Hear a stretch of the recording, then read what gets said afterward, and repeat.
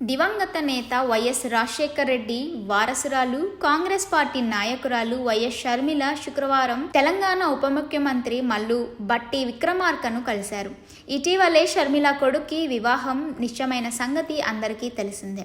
ఇక ఈ నేపథ్యంలోనే తన కొడుకు వివాహ ఆహ్వాన పత్రికను అందించేందుకు షర్మిల భట్టి విక్రమార్కను కలిసింది. షర్మిల ఆయన్ను కుశల ప్రశ్నలు వేసి డిప్యూటీ సీఎం అయినందుకు శుభాకాంక్షలు తెలిపారు.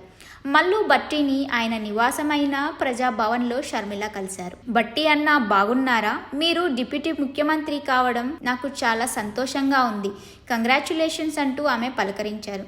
కుశల ప్రశ్నలు ముగిసిన తరువాత తన కొడుకు వివాహానికి తప్పకుండా రావాలని కోరుతూ వివాహ ఆహ్వాన పత్రికను అందించారు. కాగా ఈ నెల 18న షర్మిల తనయుడు రాజారెడ్డి ప్రియల నిశ్చితార్థం జరగనుంది.